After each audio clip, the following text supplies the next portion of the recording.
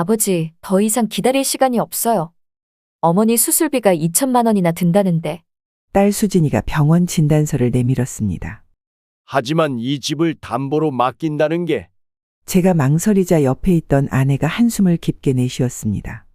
여보, 이제는 결정해야 할 것 같아요. 주택연금이라도 신청하지 않으면 우리가 어떻게 살아요? 여러분, 오늘은 주택연금에 관한 현실적인 이야기를 들려드리려 합니다.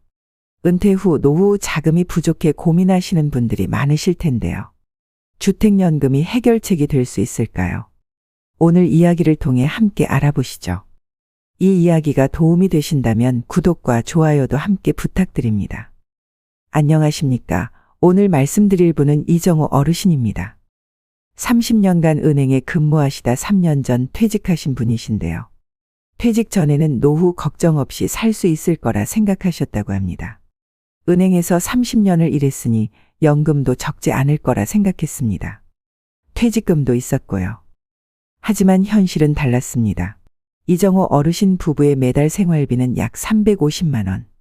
국민연금과 퇴직연금을 합해도 230만 원이 전부였습니다. 게다가 2년 전부터는 아내 박경자 여사의 병원비가 매달 100만 원씩 나오기 시작했습니다. 퇴직금으로 시작한 주식 투자는 실패했고 적금 통장의 잔고는 바닥을 보이기 시작했습니다. 이제는 매달 카드값도 연체되기 시작했습니다. 아버지, 주택연금을 신청하시는 게 어떨까요? 어느 날 따님 이수진 씨가 제안을 하셨습니다. 현재 살고 계신 집이 시세 8억이니 주택연금으로 매달 230만 원을 더 받을 수 있다는 것이었습니다. 주택연금은 만 55세 이상 고령자가 소유주택을 담보로 맡기고 평생 매월 연금을 받는 제도입니다. 집은 그대로 살면서 노후 자금도 마련할 수 있는 장점이 있습니다. 하지만 사위 김영호 씨는 강하게 반대했습니다. 이 나이에 대출을 받는 거나 다름없습니다. 위험할 수 있어요. 제가 매달 도와드리겠습니다. 딸과 사위의 의견이 엇갈리는 가운데 이정호 어르신은 고민에 빠지셨습니다. 매달 들어오는 병원비 청구서를 보며 한숨만 깊어졌습니다.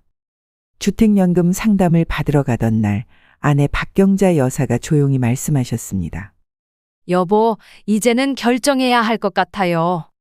자식들한테 손 벌리긴 싫어요. 결국 이정호 어르신은 주택연금을 신청하기로 결심하셨습니다. 하지만 이 결정이 가져올 파장은 아무도 예상하지 못했습니다. 첫 달 연금이 들어온 날 가족들이 모였습니다. 사위는 여전히 못마땅한 표정이었습니다. 그런데 그날 밤 예상치 못한 일이 벌어졌습니다. 여보, 통장을 확인해 보세요. 이상한데? 통장에 찍힌 금액을 보고 이정호 어르신은 놀라고 말았습니다. 약속된 금액의 2배가 넘는 돈이 입금되어 있었기 때문입니다.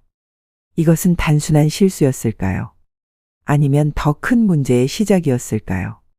통장에 찍힌 과다 입금된 금액을 확인하고 다음 날 아침 일찍 한국주택금융공사를 찾았습니다. 무언가 잘못된 것이 분명했기 때문입니다. 공사에 도착하자마자 김민서 수석팀장님을 만났습니다. 30년 넘게 주택연금을 담당해 오신 베테랑 전문가였습니다. 그녀는 제 통장 내역을 보더니 곧바로 심각한 표정을 지었습니다. 잠시만 기다려주세요. 이정호님의 주택연금 서류를 다시 한번 확인해 보겠습니다. 김 팀장의 설명을 들으며 저는 주택연금에 대해 새롭게 알게 된 사실들이 많았습니다. 주택연금은 단순히 집을 담보로 돈을 받는 것이 아니었습니다. 그녀의 설명을 하나하나 기억해 보겠습니다. 우선 주택연금을 받기 위해서는 3가지 중요한 조건이 있다고 합니다. 부부 중 한 명이 만 55세 이상이어야 하고 부부가 실제 거주하는 1주택이어야 하며 부부 기준 9억 원 이하의 주택이어야 한다고 합니다.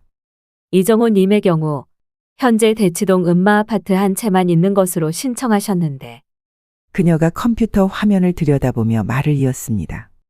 시스템상으로는 분당에도 주택이 한 채 있는 것으로 확인되네요.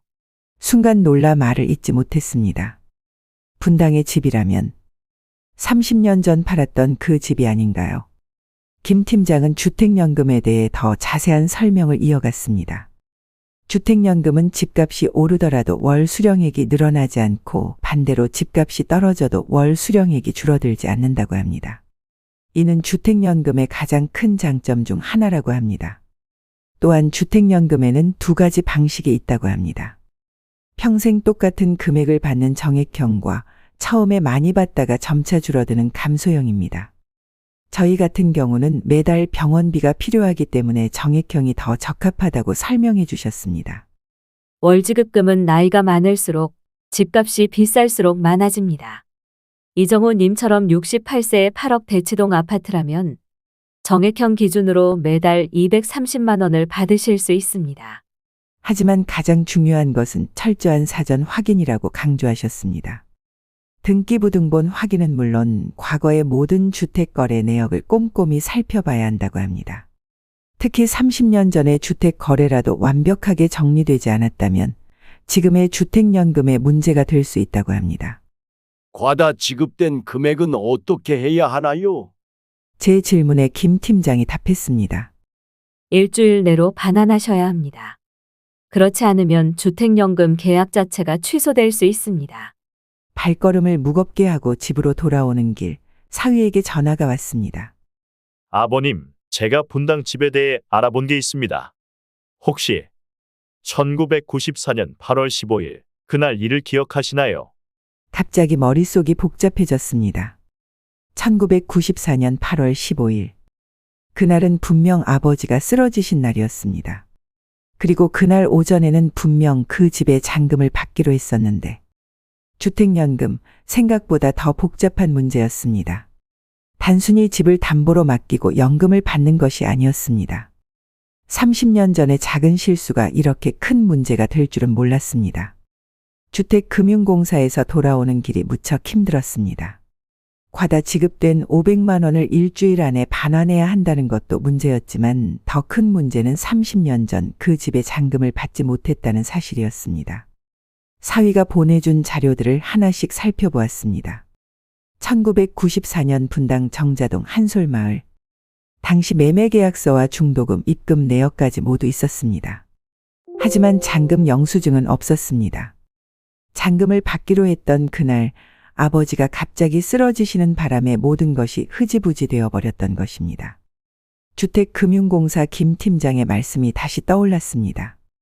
주택연금은 철저한 사전 확인이 필요하다고 했습니다. 특히 과거의 주택거래는 더욱 꼼꼼히 확인해야 한다고 했죠. 주택연금의 장점만 보고 신청했던 제가 경솔했습니다. 김 팀장이 설명해 주신 주택연금의 중요한 점들을 다시 한번 정리해 보았습니다. 첫째, 주택연금은 한 번 가입하면 평생 받을 수 있습니다. 부부 중 한 명이 돌아가셔도 배우자가 계속 받을 수 있고 두 분 모두 돌아가신 후에도 자녀들이 대출금을 갚고 집을 상속받을 수 있다고 합니다. 둘째, 집값이 오르거나 내려도 매달 받는 연금액은 변동되지 않습니다. 이것이 주택연금의 가장 큰 장점이라고 합니다. 아무리 부동산 시장이 출렁여도 노후 생활은 안정적으로 유지할 수 있다는 뜻입니다. 셋째, 주택연금에 가입하면 세금 혜택도 받을 수 있습니다. 재산세와 건강보험료가 감면되고 이자 비용도 소득공제 받을 수 있다고 합니다.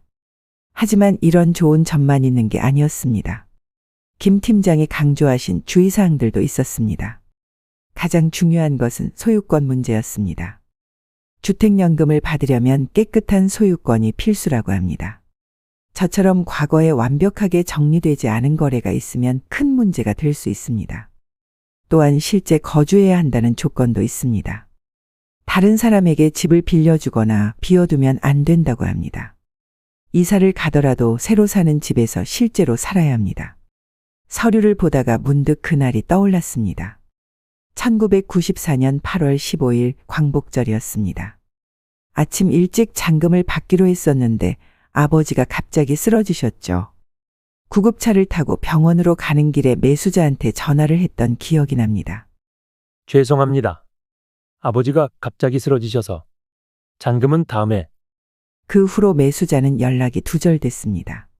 아버지 병간호에 정신이 없어 있고 있다가 몇 개월 뒤에야 생각이 났을 때는 이미 늦어버렸습니다.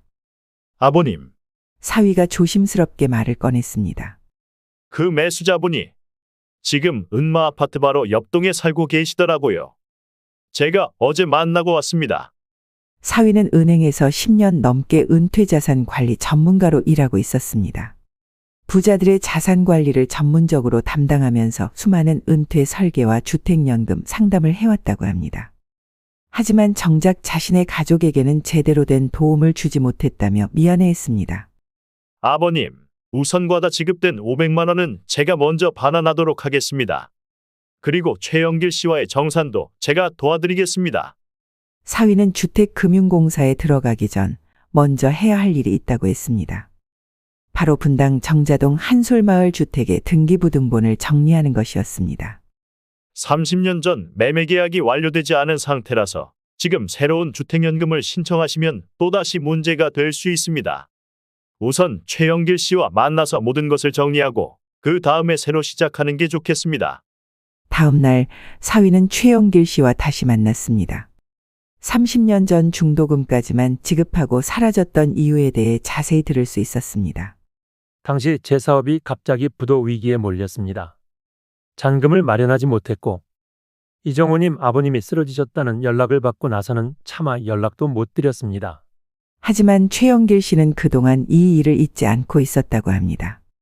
10년 전부터 조금씩 돈을 모아왔고 이제는 30년 전 잔금의 이자까지 계산해서 정산할 수 있다고 했습니다.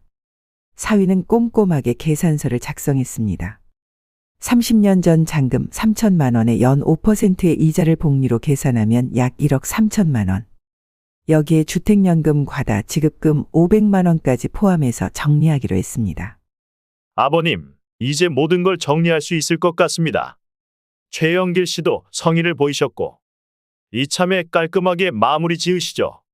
그렇게 우리는 30년 전에 미완성된 거래를 마무리 짓게 되었습니다.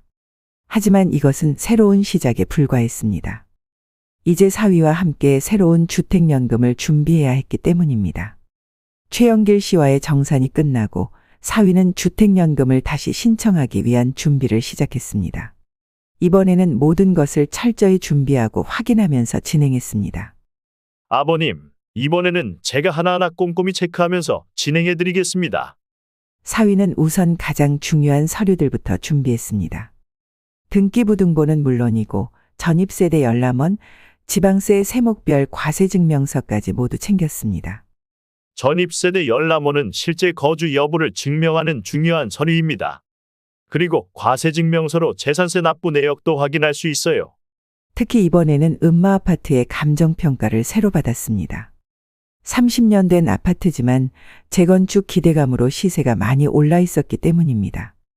아버님 댁이 재건축 예정이라 가치가 더 높게 평가됐습니다. 그만큼 매달 받으실 수 있는 연금도 늘어날 거예요. 감정평가 결과는 놀라웠습니다. 8억이던 시세가 재건축 기대감으로 11억까지 올라 있었던 것입니다. 하지만 여기서 새로운 고민이 생겼습니다. 아버님, 주택연금은 보통 9억 이하의 주택만 가능합니다. 하지만 9억 초과 주택도 방법이 있어요. 사위의 설명에 따르면 집값이 9억을 넘어도 초과분을 담보해서 제외하면 주택연금을 받을 수 있다고 합니다. 우리 집의 경우 9억까지만 담보로 설정하고 나머지 2억은 제외하는 방식으로 진행하기로 했습니다. 이렇게 하면 9억 기준으로 매달 250만 원씩 받으실 수 있습니다. 게다가 초과분은 나중에 자녀들 상속분으로 남길 수도 있어요. 주택금융공사에 가기 전 사위는 우리 부부와 함께 앉아 주택연금의 두 가지 방식에 대해 자세히 설명해 주었습니다. 정액형은 매달 같은 금액을 받는 방식이고 감소형은 처음에 많이 받다가 점차 줄어드는 방식입니다. 아버님 같은 경우는 매달 병원비가 일정하게 나가시니 정액형이 좋을 것 같습니다. 이번에는 연금 수령을 위한 전용 통장도 새로 만들었습니다. 사위는 이렇게 설명했습니다. 주택연금만 따로 관리하는 통장이 있으면 지출 관리도 쉽고 나중에 문제가 생겨도 바로 확인할 수 있습니다. 그렇게 꼼꼼한 준비를 마치고 주택금융공사를 다시 찾았습니다. 이번에는 김민서 팀장님도 반갑게 맞아주셨습니다. 이번에는 정말 철저히 준비해 오셨네요. 이런 준비가 있었다면 처음부터 문제가 없었을 텐데요. 모든 서류를 검토하고 드디어 새로운 주택연금 신청서에 도장을 찍었습니다. 이번에는 마음이 한결 가벼웠습니다. 이제 매달 250만 원씩 정확하게 들어올 겁니다. 혹시 문제가 생기면 언제든 연락 주세요. 사위의 이런 세심한 준비와 설명 덕분에 우리 부부는 주택연금에 대해 전보다 훨씬 더 잘 이해하게 되었습니다. 그리고 무엇보다 이제는 확실한 노후 대책이 생겼다는 안도감이 들었습니다. 새로운 주택연금을 받기 시작한 지 6개월이 지났습니다. 그동안 우리 부부의 생활은 많이 달라졌습니다. 매달 250만 원의 연금이 정확하게 들어옵니다. 전용 통장을 만들어둔 덕분에 지출 관리도 훨씬 수월해졌습니다. 아내의 병원비는 더 이상 걱정거리가 아닙니다. 여보, 이제는 병원 가는 게 미안하지 않네요. 아내의 표정이 밝아졌습니다. 치료비 걱정 없이 정기적으로 검진도 받을 수 있게 되었기 때문입니다. 딸 내외와의 관계도 더욱 돈독해졌습니다. 매주 일요일이면 사위가 들러서 통장 관리도 도와주고 주택연금과 관련된 새로운 소식들도 전해줍니다. 아버님, 이번에 주택금융공사에서 새로운 제도가 나왔더라고요. 재건축 예정 아파트는 더 유리해진 것 같아요. 사위는 우리 집이 재건축되면 받을 수 있는 혜택에 대해서도 미리미리 알아봐 줍니다. 앞으로 2년 후면 재건축이 시작된다고 하니 그때가 되면 또 새로운 변화가 있을 것 같습니다. 특히 달라진 것은 손주들과의 관계입니다. 이제는 손주들이 놀러 올 때마다 용돈도 넉넉히 줄 수 있게 되었습니다. 할아버지, 할머니가 요즘 더 젊어지신 것 같아요. 손주들의 말처럼 우리 부부의 얼굴에는 웃음이 더 많아졌습니다. 주변 어르신들의 반응도 달라졌습니다. 아파트 경로당에서 만나는 이웃들이 주택연금에 대해 물어보시는 일이 잦아졌습니다. 이정호 씨, 우리도 주택연금 한번 알아볼까 하는데 어떻게 하는 게 좋을까요? 이럴 때마다 저는 제가 겪었던 시행착오를 이야기해 드립니다. 특히 서류 준비와 자녀들과의 상의가 중요하다고 강조합니다. 꼼꼼하게 준비하고 시작하면 분명 좋은 결과가 있을 겁니다. 이제 우리 부부는 진정한 의미의 노후를 즐기고 있습니다. 매달 나가는 병원비 걱정도 없고 자녀들에게 손 벌리지 않아도 됩니다. 무엇보다 우리 집에서 계속 살 수 있다는 것이 가장 큰 위안입니다. 주택연금은 단순한 금융상품이 아닙니다. 우리 부부에게는 제2의 인생을 선물해준 소중한 선택이었습니다. 처음에는 실수도 있었지만 그 과정을 통해 더 많은 것을 배우고 이해하게 되었습니다. 여러분들도 노후 준비를 고민하고 계시다면 주택연금에 대해 한번 진지하게 알아보시는 것을 추천드립니다. 다만 우리 부부처럼 시행착오를 겪지 않도록 꼭 전문가와 상담하시고 가족들과도 충분히 상의하시기 바랍니다. 이렇게 긴 이야기를 들어주셔서 감사합니다. 앞으로도 실생활에 도움이 되는 다양한 노후 정보를 계속해서 전해드리도록 하겠습니다. 구독과 좋아요 그리고 알림 설정해 주시면 새로운 영상이 올라올 때마다 가장 먼저 만나보실 수 있습니다. 여러분의 노후 준비에 대한 고민과 궁금하신 점들도 댓글로 남겨주시면 다음 영상에서 자세히 다뤄보도록 하겠습니다.